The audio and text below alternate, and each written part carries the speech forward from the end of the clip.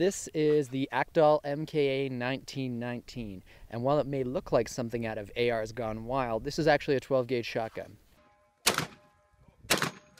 I bought this gun over a year ago, had it imported from the United States, specifically to shoot 3-gun with. This is a great competition shotgun. So what we've got here is the larger 10-round magazine. Of course, in Canada, this has to be pinned. So most of the time, you're just using a regular 5-rounder.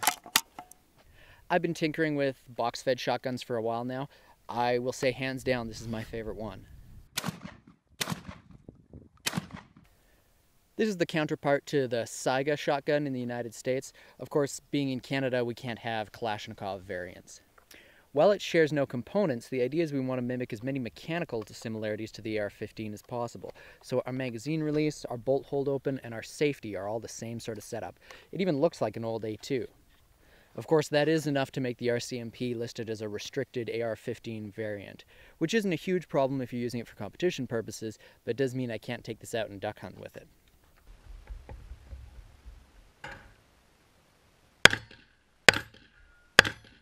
Before I get into listing all the reasons I really like this shotgun, let's talk about the iron sights. Out of the box, they are literally the worst irons I have ever seen. They are plastic, they are junky, they are way too high, they're not even a peep sight, they're this weird fake dovetail sight, literally the worst. I would recommend any owner take them and immediately burn them or throw them away or bury them in the backyard so that you'll never have to look at them again. You can see this MiPro light is actually a little high already. That's where I'm getting my dot, but really I could be sinking right down here, which is why I like to shoot with a micro red dot on this.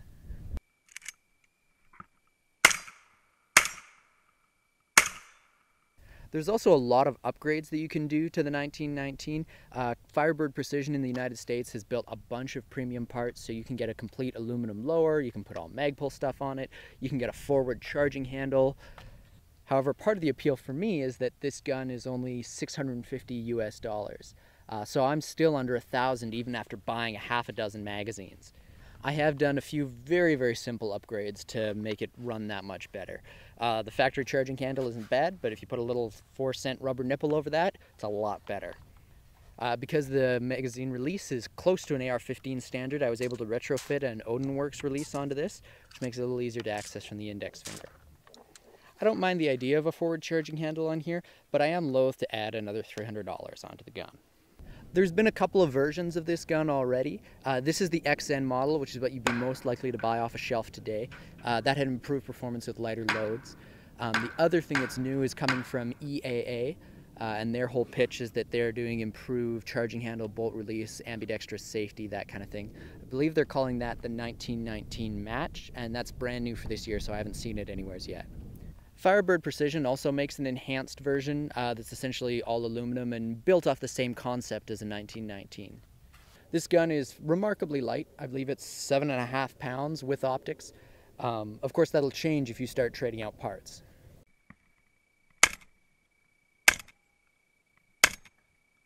In my first year with this shotgun, I did experience a few problems.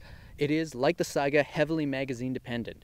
So one of the first things that I did was label all my magazines and then identified a couple of failures with different ones. One of the biggest issues I would get is a pseudo bolt hold open.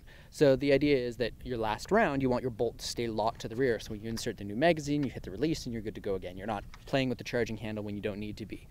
The issue I was running into is that on some magazines, the bolt hold open wouldn't lift high enough. And so the bolt would get caught somewhere other than the bolt face. So it locks halfway to the rear.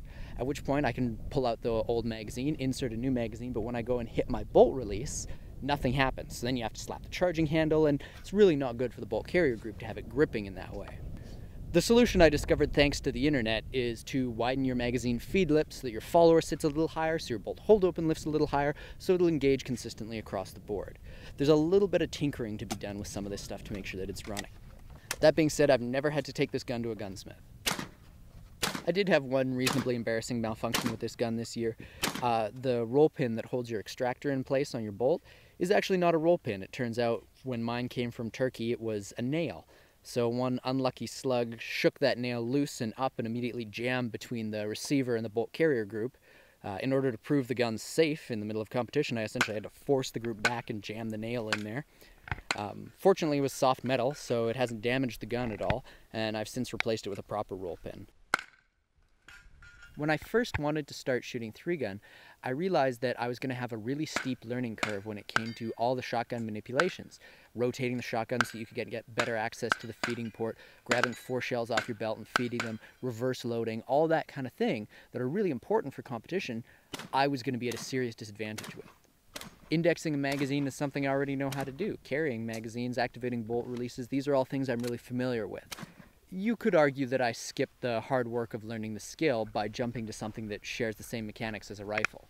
Shooting a box magazine-fed shotgun in most competitions will place you in open class, which means you're going to be up against all the guys with race guns and fun things too. With almost a 20-inch barrel and a variety of larger magazines, I wouldn't really consider this a home defense shotgun. I would say this is a gamer gun from the box.